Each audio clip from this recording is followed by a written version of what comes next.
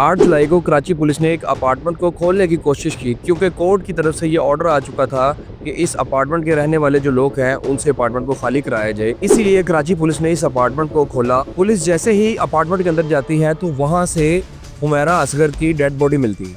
इनकी body advance decompose हो गई थी, सिर्फ बाल, हड्डियाँ और लिबास के अलावा सब कुछ डिकम्पोज हो चुका था। बॉडी बहुत ज़्यादा डिकम्पोजिशन के बिल्कुल बहुत ही ज़्यादा एडवांस स्टेज पे है। दोस्तों, इस सवाल का जवाब इतना आसान नहीं है। इस सवाल से मज़ीद कई सवाल पैदा होते हैं जो हम अपनी सोसाइटी से पूछते हैं।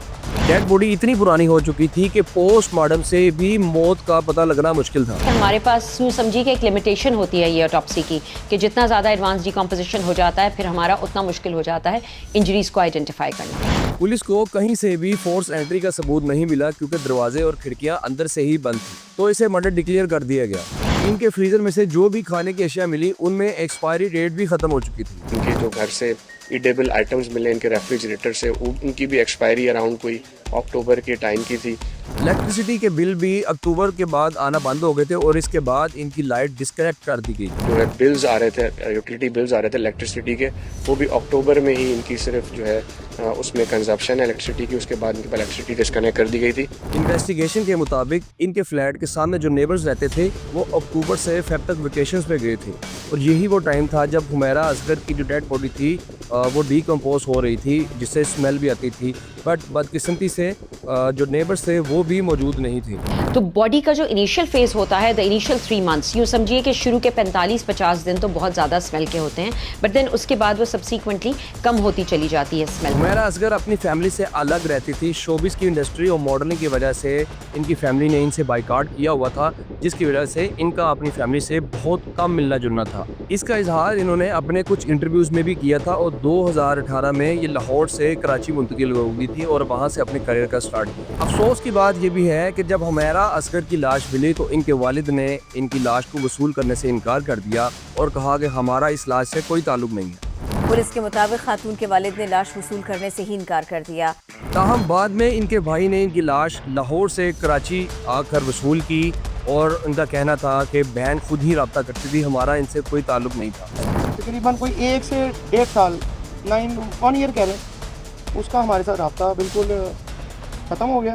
हकीकत ये है कि जो भी बंदा या बंदी है उसको अपनी पर्सनल लाइफ का डिसीजन लेने का पूरा हक है। उसकी लाइफ, उसकी इज्जत, सब कुछ उसी का है, पूरे घर वालों का नहीं है।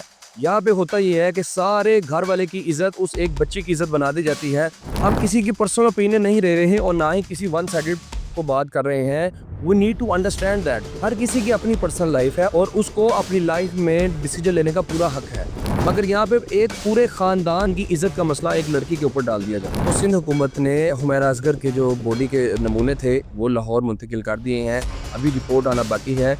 इसके साथ ही कुछ सवाल अभी भी अपनी जगह पे कायम हैं। मिसाल के तौर पे जो फ्लैट के ओनर हैं उनको 1 साल तक किराया नहीं मिला, तो 1 साल के बाद उन्होंने ये डिसाइड किया कि वो अदालत जाएं और वहाँ से कोर्ट का ऑर्डर लेके पुलिस के साथ अपने फ्लैट में आए। दूसरा सवाल ये है कि जैसे ही हुमैरा असगर की बॉडी डिकम्पोज होना शुरू हुई तो इनके नेबर्स और सराउंडिंग में किसी को भी मालूम ना था कि इनकी बॉडी डिकम्पोज हो रही है। अब ये साथ वाला जो रहने वाला है वो मर रहा है, वो बीमार है, उसे किसी चीज़ की ज़रूरत है। बदकिस्मती से हमें इस तरफ आना चाहिए और अपने राइट्स को देखना चाहिए कि आखिर नेबर राइट्स क्या है, क्योंकि सबसे पहले अगर आप मुश्किल में हैं तो आपके नेबर्स ही हैं जो आपके साथ खड़े होते हैं। इसका सारा इख्तियार सिंध गवर्नमेंट ने अपनी पुलिस को दे दिया है। अब इन्वेस्टिगेशन हो रही है। उम्मीद है कि आने वाले चंद दिनों में हुमैरा असगर के कातिलों का पता लग जाएगा और उनको करार वाकई सज़ा मिलेगी। इसके साथ ही मेरा यूट्यूब चैनल को सब्सक्राइब कीजिए। अगर मेरी वीडियोज़ अच्छी लगी हो तो इसे लाइक कीजिए, शेयर कीजिए। Thank you.